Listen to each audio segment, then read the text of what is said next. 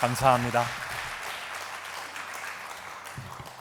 제가 이제 첫 목사 안수를 받고 목사로서 무엇을 전해야 될까 이제 고민하다가 성도님들이 이제 우리 자녀 세대를 위해서 기도하시는 일들이 많으실 텐데 어떻게 예배 드리는 모습을 보여드리면 좋겠다 해서 예배 전에 영상을 틀었는데, 하나는 첫 번째는 이제 십자가의 부활의 생명을 고백하는 사랑 중의 사랑이었고, 이제 다른 하나는 선한 능력으로였는데, 이제 부활절 후이기 때문에 그리스도의 부활 생명에 대해서 증언하면 좋겠다 해서 이제 사랑 중의 사랑을 이제 영상을 재생하게 되었는데, 감동스럽게도 찬양대가 선한 능력으로 찬양해 주셔서 하나님의 은혜라는 생각이 듭니다. 할렐루야.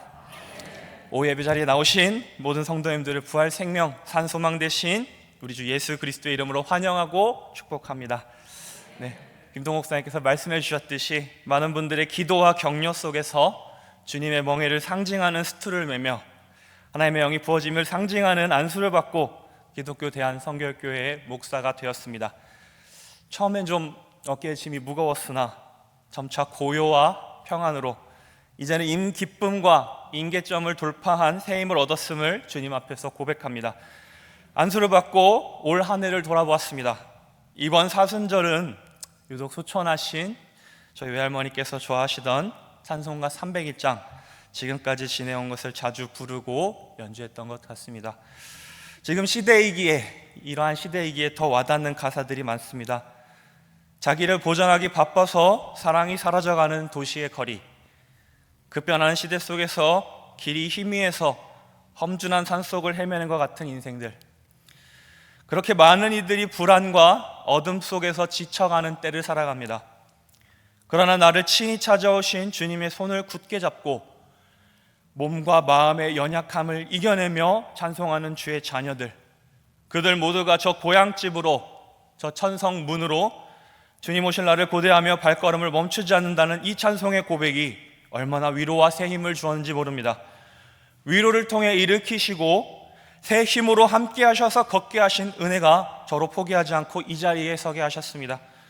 그리고 길과 진리와 생명 되신 예수 그리스도께서 십자가의 도를 통해 온유와 경외를 배우게 하셨습니다. 우리 스스로가 죽고 예수 그리스도만이 나타날 때에 우리를 통해 하나님 나라를 이루게 하실 줄로 믿습니다.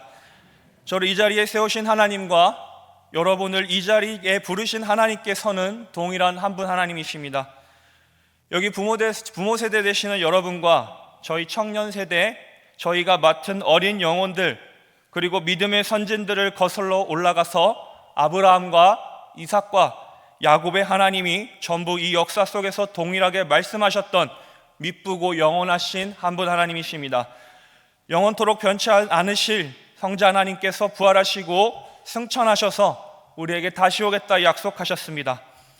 마지막 날 모든 것이 회복될 그날에 새 하늘과 새 땅, 거룩한 성 새 예루살렘이 우리에게 열릴 때를 사모하시길 바랍니다. 이제 험하고 격변하는 시대가 우리를 혼란에 빠뜨리고 무엇이 옳은지 이야기해보라며 재촉하고 불안하게 할 것입니다. 그러나 우리는 지혜와 계시, 진리로 답변하여 이 세상 가운데 불안을 종식시키고 평화를 이룰 것입니다. 끝내 거룩한 주님의 공교회의 터 위에서 흰 옷을 입고 다시 오실 예수 그리스도를 영광스럽게 맞이할 수 있게 될 것입니다. 우리가 속한 공동체의 이름대로 성도된 우리 모두 주님 보시기에 기뻐하실 만한 성결한 하늘나라 백성들 되시기를 예수 그리스도의 이름으로 축원합니다. 이 모든 여정 가운데 하나님께서 우리를 부르시고 세우시고 영화롭게 하실 것은 재림의 복음으로 맺어집니다. 이 삶 가운데에 하나님 나라가 이루어짐과 주님께서 오실 마지막 날이 임박했다는 믿음, 이 믿음이 우리가 성결해야만 하는 이유입니다. 하나님의 통치가 우리 삶 가운데서 이루어집니다. 하나님의 권세가 죄와 사망의 법 위에 계십니다. 죽음의 위협으로 우리를 좌우하려는 세상 권세는 부활 생명의 권좌 앞에 이미 패배하였음을 믿으시길 바랍니다. 성령께서 믿음을 주시고 강건하게 하시고 은사를 주시면 마지막 날에 대한 소망을 의심 없이 품고 살 수 있게 될 것입니다. 마지막 날을 살고자 성령과 동행하며 성결하게 사는 그 소망이 천국 시민의 모든 선행과 질서와 품위의 근본이 될 것입니다. 교회는 그래야만 합니다. 교회는 부활하신 그리스도께서 제자들에게 승천하며 다시 오시겠다는 약속을 받은 자들의 공동체입니다. 부활 생명으로 영의 일을 알도록 중생하여 성령의 불로 정욕과 죄악의 태움을 받은 성결한 주님의 백성들이 예수 그리스도의 권세와 능력으로 모든 악한 것을 물리치며 연약함을 고치는 신유의 역사를 나타낼 때에 영원하신 하나님의 통치와 약속의 건재함이 드러납니다. 이 약속의 살아있음이 드러날 때에 세상의 왕이적 행세하던 모든 죄와 사망의 권세는 무너지고 승천하신 그분께서 영광스러운 왕이자 심판자로 다시 오셔서 하나님의 공의로 다스리실 것입니다. 의로움과 순전함을 지키기 위해 사투하고 억압받던 성결한 백성들을 위로하시고 영화롭게 하실 것을 믿으십시오. 오직 교회의 머리 되신 예수 그리스도를 따라 하나님께만 순종하며 하나님께만 영광을 올릴 때에 이 최후 승리를 통해 이 고난을 이기는 선행이 나타나며 한마음으로 질서를 세우고 그 누가 보아도 저 사람들은 하나님의 사람이구나 하는 품위와 권세가 드러날 것입니다. 이 하늘 영광을 소망하며 구원의 여정길에 초대받는 거룩한 성도 여러분, 여러분의 영, 육, 혼을 거룩하게 하실 삼위 하나님의 함께 하심을 사모하시길 축원합니다. 성령의 내주하심이 떠나지지 않으시도록 기도로 깨어 승리하시길 축원합니다. 예수 그리스도를 사모하는 마음에 성령의 불길로 마음의 새롭게 함과 이전엔 행할 수 없었던 새 은사를 받으시길 축원합니다. 그리하면 우리의 삶을 이끄시는 주님께서 우리에게 주신 잠시 잊었던 저 복들이, 수없는 복들이 저 기억과 무의식의 저편으로 넣어두었던 증거들이 다시금 살아나게 될 것입니다. 우리는 부활 후 첫 주일을 맞이합니다. 오늘로부터 성령 강림절까지 기도가 막히지 않도록 깨어 있으십시오. 기도는 하나님을 향한 주의와 집중입니다. 설령 시간을 내어 자세를 취하지 못하셨더라도 하나님께 부르짖는 그 마음의 외침이 성령께서 들으시는 참된 기도임을 믿으시길 바랍니다. 성령의 기름 부음을 상징하는 안수는 교회 공동체의 질서와 제도 아래에서 교역자와 장로 직분자에게만 주어지는 것이지만 하나님의 영의 부음, 그 본질은 인간의 그 모든 행위와 생각 위에 계십니다. 하나님의 영은 만민에게, 그리고 신분을 넘어 여종과 남종에게도 부어진다고 요엘 선지자는 선포합니다. 오순절 위대한 강림의 날에 베드로 사도도 이를 인용하며 선포했습니다. 너희가 십자가에 못 박은 예수를 하나님이 주와 그리스도가 되게 하셨느니라. 하나님의 영이 부어진 자들이 세상에 하나님의 나라가 임박하였음을 선포하며 복음을 증거할 때에 성령께서는 회개하는 마음을 주시고 그리스도를 주로 영접하는 은혜를 부어주셨습니다. 이들을 통해서 수많은 박해와 정죄 속에서 무너지고 흩어져 희망이 없었을 것 같았던 때에 복음을 전하게 하시고 곳곳에 교회를 세우셨습니다. 초대교회 공동체는 이러한 시대의 격변 속에서 하나님을 사모하고 예수 그리스도의 다시 오심을 기다리며 성령의 교통하심을 통해 성결한 삶을 갈망했습니다. 그들은 구원을 영의 일로만, 교회 안의 일로만 여기지 않았습니다.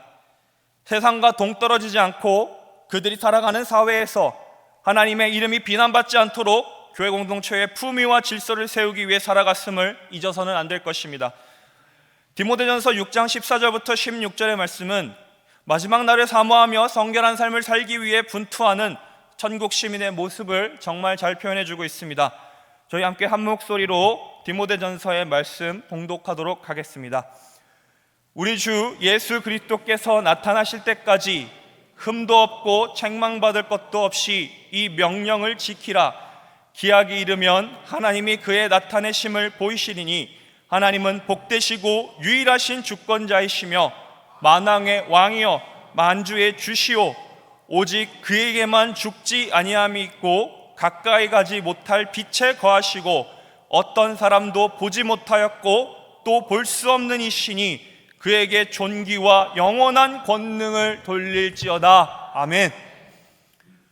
영원한 생명 가운데 성령의 조명하심으로 볼 수 없는 주를 늘 만나면서 그렇게 사는 성도들, 베드로전서 1장에 나타난 표현에 따르면 썩지 않고 더럽지 않고 쇠하지 아니하는 하늘의 유업을 받을 주님의 상속자들, 그 권리와 품위에 걸맞은 사람들로서 하나님의 이름을 높이기 위하여 그 삶을 주님 앞에 드린 사람들입니다.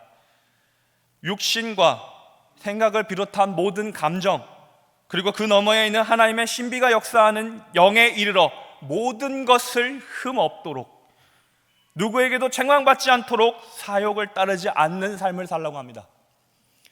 교회 공동체는 책망을 받는 곳이 되어서는 안 됩니다. 바울의 권면처럼 도리어 거역하는 자를 온유함으로 책망하고 어리석고 무식한 변론을 피하되 하나님을 묻는 자들에게 권위와 지혜로 하나님께서 우리와 함께 하시고자 하시는 말씀을 전해야 합니다. 이곳에 계신 분들 중에 이 사도 바울의 권면에 동의하지 않는 분은 한 분도 없을 것이라고 생각이 듭니다. 그런데 마음과 행동만 가지고서는 안 됩니다. 성령께서 주시는 은사 중에는 현실 속에서 현상을 정확히 보고 하나님의 뜻을 구하며 지혜롭게 헤쳐나가는 분별의 은사가 있음을 기억해야 합니다. 분별의 은사는 먼저 하나님의 사람들에게 말씀을 기준으로 현실에 대한 올바른 인식과 자성을 먼저 주십니다. 지금 현실에 대한 올바른 인식을 위해 도표 하나를 보겠습니다. 최근 가장 자주 언급된 권위 있는 통계는 기독교 윤리실천위원회에서 발표한 2026년 한국교회 사회적 신뢰도 조사입니다. 이미 아시는 분들도 있겠지만 각 항목의 신뢰도를 보니 개신교에 대해서 매우 신뢰한다 4.2%입니다. 약간 신뢰한다 14.8%, 별로 신뢰하지 않는다 43%, 전혀 신뢰하지 않는다 32.4%, 잘 모르겠다 5.6%로 나타납니다. 그림 2로 확대해서 보겠습니다. 교회에 대해서 신뢰한다에 속하는 매우와 약간 4.2와 14.8%를 합쳐서 19%입니다. 신뢰하지 않는다는 응답은 별로 신뢰하지 않는다와 전혀 신뢰하지 않는다를 32.4%, 43%를 도합해서 75.4%에 육박합니다. 약 4배에 달하는 격차가 나오고 있습니다. 점수로 치면 100점 만점에 19점이라고 봐도 무방할 것입니다. 이어지는 문장을 보시면 기윤실에서 평가하기를 단순히 비판 여론을 넘어서 구조적 불신 상태, 즉 개선의 여력이 없어 보여서 기존의 방법론으로는 인식을 뒤집는 게 어려운 상태라는 판정이 떨어졌다는 의미입니다. 그 중에서도 신뢰한다는 긍정이 개신교인 내부에서 상대적으로 높았다는 분석을 보건대 교회에서 교회로 이동하는 수평 이동이 있고 비신자가 전도되는 일이 점차 줄어든다는 기존의 통계 분석과 관계 있음을 생각해 볼 수 있습니다. 전체적인 신앙인의 숫자가 지속 우하향하고 있다고 봐도 무방할 것입니다. 56.4%의 격차, 기존에 사용하던 언어와 개념으로 소통하는 것, 교회 공동체 안에 속한 사람과 그렇지 않은 사람의 대화는 사실상 안 통하는 상태로 볼 수 있겠습니다. 상호 호환성이 완전하게 막혀버렸다는 뜻입니다. 지금 이 시대에서 소통할 수 있는 근간이라고 하는 것은 너무도 중요합니다. 지금 시대는 통신 용어로 프로토콜, 통신 규약과 호환성을 매우 중요시합니다. 쉽게 말하자면 110V의 플러그를 돼지코어라고 하는 장치 없이 220V 콘센트에 쓸 수 없듯이 지금 시대는 220V 충전기에 대부분 USB A 타입 아니고 A 타입과 C 타입이라고 하는 케이블로 대부분 충전이 됩니다. 노트북, 태블릿 PC, 핸드폰, 심지어 휴대용 가습기와 손전등까지 충전합니다. 충전 케이블이 기기 간의 데이터 통신까지 가능합니다. 상호작용을 위해 추가 비용과 시간을 지불할 필요가 없다는 뜻입니다. 상호 호환은 이 시대에 정말 중요합니다. 그렇게 비통한 심정으로 말씀드리건대 소통의 길이 막혔다는 것은 잠재적 도태선고임을 의미합니다. 지금 이 시대의 교회를 비유하건대 1900년대 말 최신 문물이었던 110V 플러그를 쓰고 있는 TV가 아직 잘 작동하고 있는데 왜 버리고 바꾸냐라는 인식의 결과물이라고 볼 수도 있겠습니다. 지금 이 세상은 TV를 넘어서 영화관이 최신 문물이었던 시대를 지나 넷플릭스, 티빙, 왓챠, 실시간 인스타그램 라이브 방송 등의 상호 호환과 소통의 시대입니다. 불과 몇 년 만에 그렇게 흥행하던 영화관조차 시대에 적응하지 못해서 사업을 철수하고 있는데 아직 TV 잘 나오고 있는데 왜 안 보고 버리느냐고 묻고 있는 것과 진배가 없다는 말입니다. 지금 AI로 인해 각 시업 실무 현장은 대혼란입니다.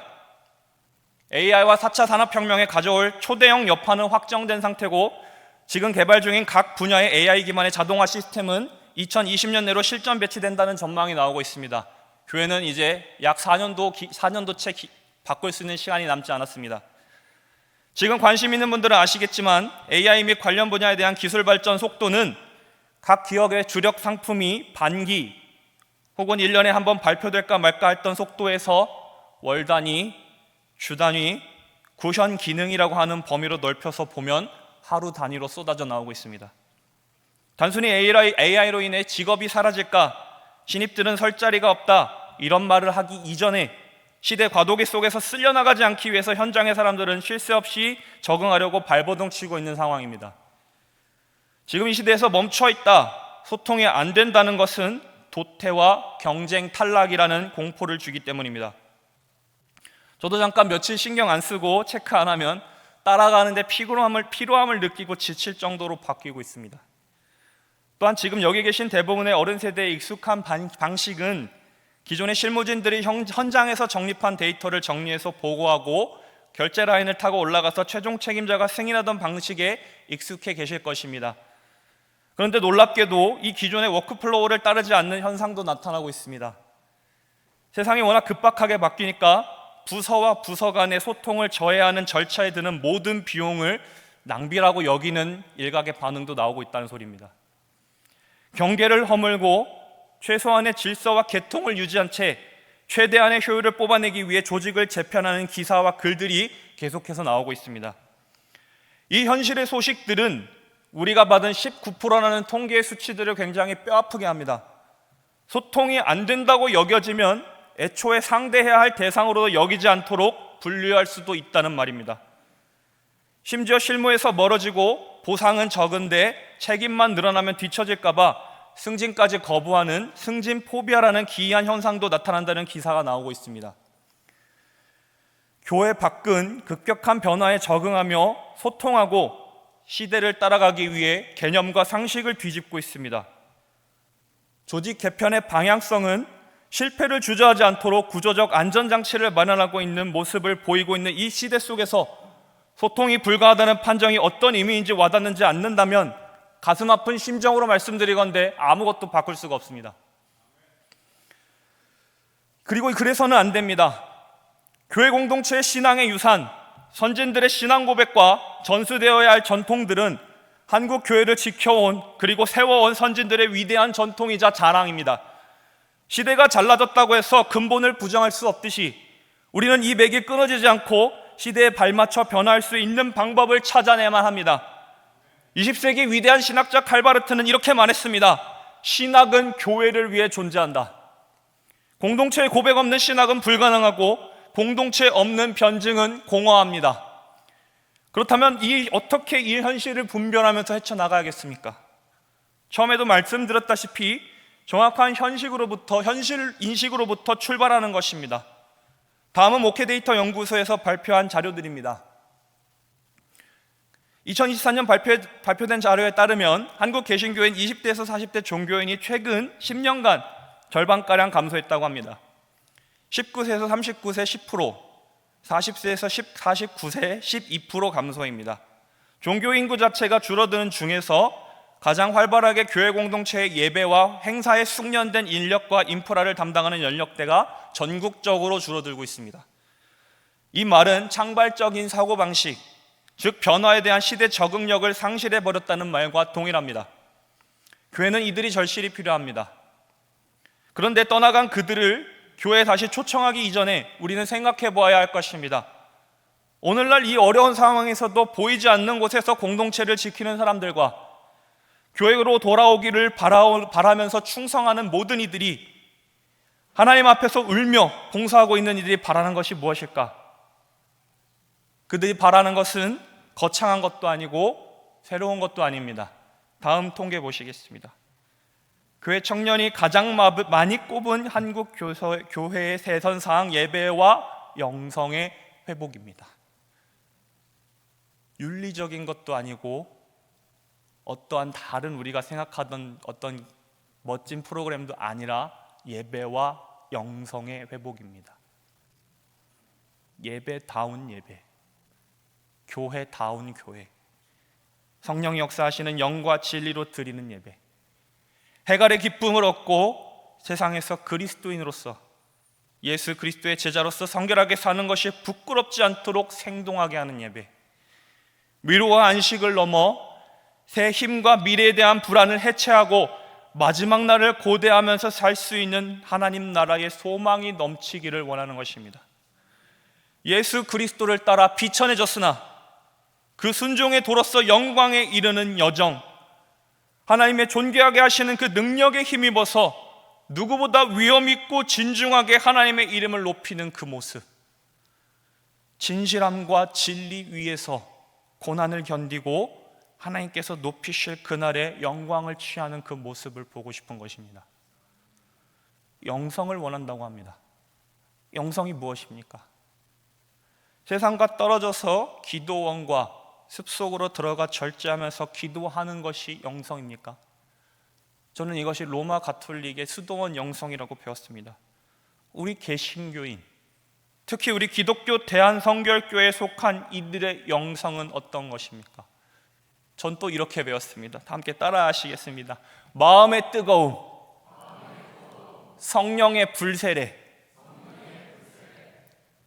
마틴 루터, 존 웨슬리, 이명직 이성봉 목사님, 문준경 전도사님, 마음의 뜨거움을 말할 때 제가 당장 생각지 않고 머리에서 기억나는 분들입니다. 루터는 철저한 수도자로 유명했습니다. 너무나도 두려우신 하나님 앞에서 내가 의롭지 못해서 죄의 대가로 벌벌 떨다 죽을까 봐 강박적인 경건 생활 속에 있었다고 합니다. 그러나 그는 로마서 1장 17절의 복음, 예수 그리스도의 고난과 죽음, 부활과 승천의 놀라운 소식에서 인간의 보잘것없는 믿음으로도 하나님이 기뻐하심을 발견했습니다. 하나님 앞에서 나아갈 때 의롭다 하심을 얻을 수 있다는 사실에 감격한 그는 마음이 뜨거워져서 수도원을 뛰쳐나왔습니다. 조지아 선교회에서 선교 실패로 절망과 낙담 속에 있던 젊은 존 웨슬리는 올더스게이트 거리의 모임에서 누군가 루터의 로마서 주석을 낭독하는 것을 듣던 중에 마음의 뜨거워짐을 느껴 새 힘을 얻어 다시 일어섰습니다. 우리 성결교회는 이명직 목사님과 이성봉 목사님의 뜨거운 체험과 설교와 전도가 역사 속에서 생동하며 그 신앙과 신학의 유산을 전수받았습니다. 문유경 전도사님은 순교를 당하시면서도 원수를 갚지 않고 모든 것을 선하게 이루실 하나님의 나라에 대한 소망을 품으셨습니다. 성도 여러분, 뜨거움은 젊은 사람의 전유물이 아닙니다. 성령께서 역사하심으로 자기의 의를 내어두고 하나님을 경외하는 사람들이 모여 영과 진리로 예배드릴 때에 하나님이 주시는 놀라운 선물입니다. 예수 그리스도의 도에 참여하게 하셔서 온유하고 겸손한 주님의 멍에를 매는 자들에게 주시는 활기이자 생명의 능력입니다. 여기 계신 모든 분들은 하나님의 말씀으로, 성령의 교통하심으로 예수 그리스도의 죄사함의 은총에 대해서 경험하신 분들입니다. 지금 이 시대까지 포기하지 않게 하셨고 믿음을 지키셨으며 이사야서에 비유된 것처럼 하나님이 남겨두신 나무의 그루터기입니다. 우리에게 지금 진정으로 필요한 것은 세상에 의해 베어지고 썩기를 기다리는 나무조차 살아나게 하시는 하나님의 부활 생명의 역사입니다. 예수 그리스도의 젖붙이심으로 열매 맺게 하시고 황폐하여서 뿌리 뽑혀진 그 땅에 열매로 소성케 하시는, 숲을 이루어 소성케 하시는 산소망 되신 예수 그리스도의 부활 생명이 우리가 간구해야 할 하나님의 능력입니다. 그 부활 생명으로 죽음이라고 하는 무기를 든 세상의 악의 권세와 맞서 싸울 때 내 삶을 붙잡고 흔드는 정욕의 공격에서 자유합니다. 세상이 흔들리고 사람들은 주와 교회 공동체를 떠날지라도 나는 주를 섬기리. 주님의 나라는 영원토록 변하지 않고 쇠하지 않을 것이니 나는 주를 섬기며 마지막 날까지 포기하지 않으리라. 오직 의인은 믿음으로 말미암아 주와 함께 살리라. 사랑하는 성도 여러분, 의롭다 하심을 얻어서 성도를 위해 중보하시는 성령의 음성을 들으시길 축원합니다. 성령의 중보하심에 힘입어 예배가 예배다워지길 기도하시길 바랍니다. 기도가 기도다워지고 교회가 교회다워지길, 성도가 성도다워지길 기도해 주시길 바랍니다.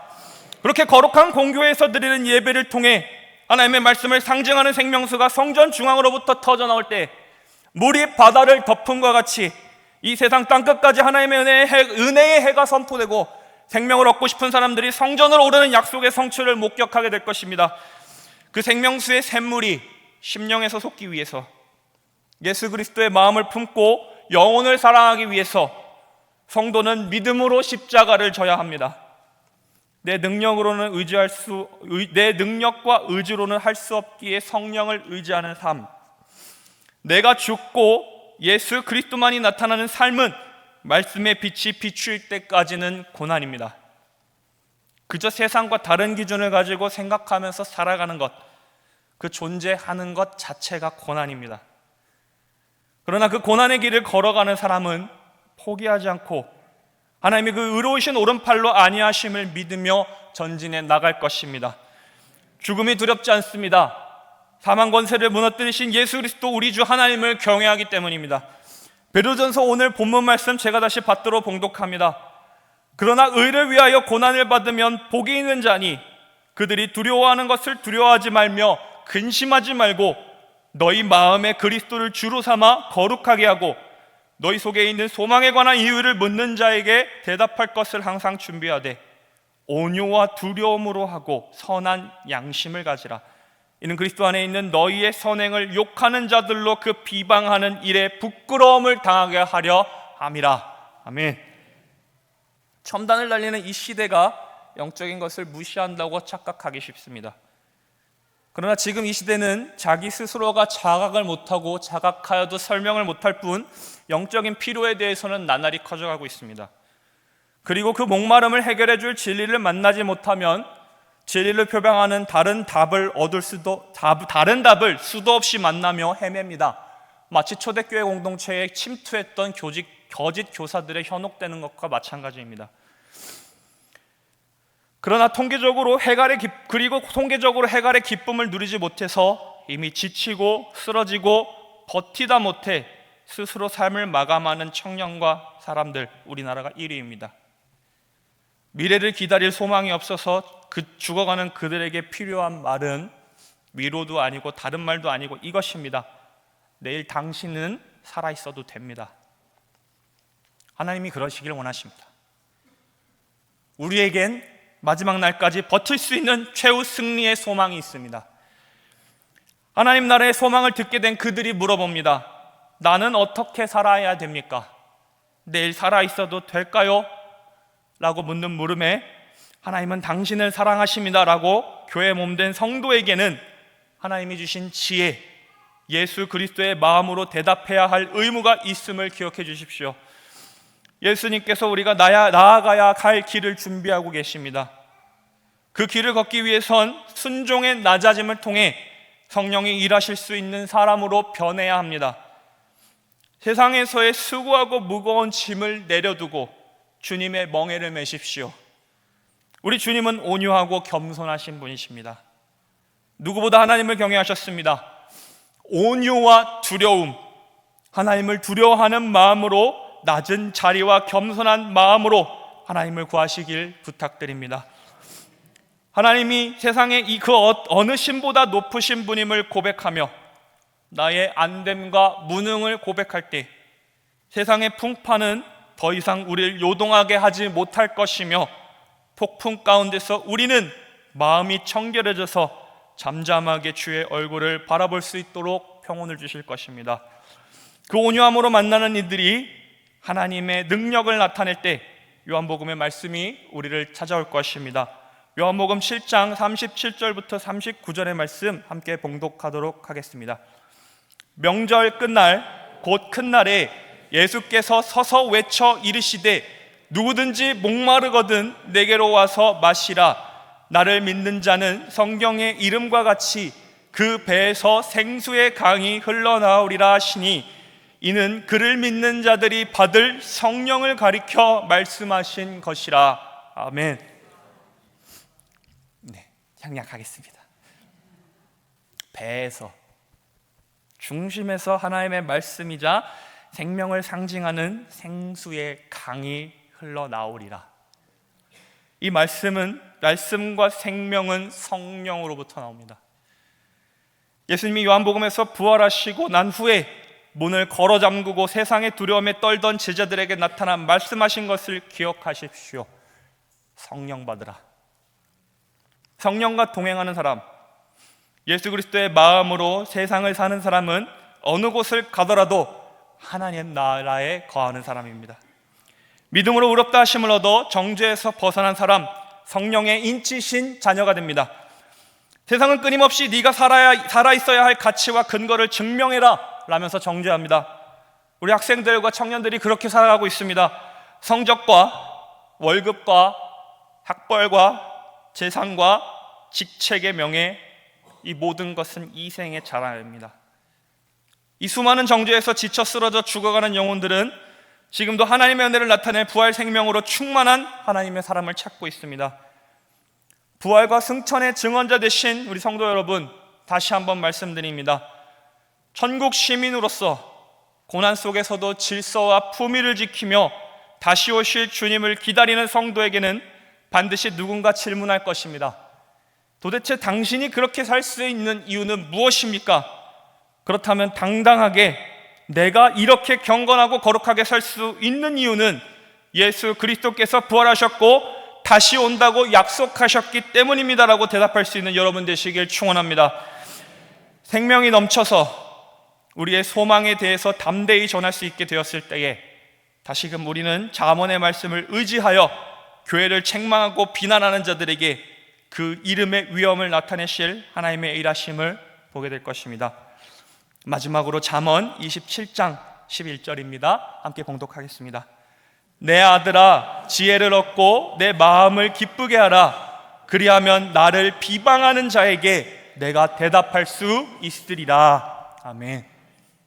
하나님의 공의이시자 말씀, 진리 그 자체인 예수 그리스도의 마음을 품는 저와 여러분이 될 것입니다. 저희 모두의 삶이 하나님이 역사하실 산 소망의 대답이 되기를 다시 오실 우리 주 예수 그리스도의 이름으로 축원합니다.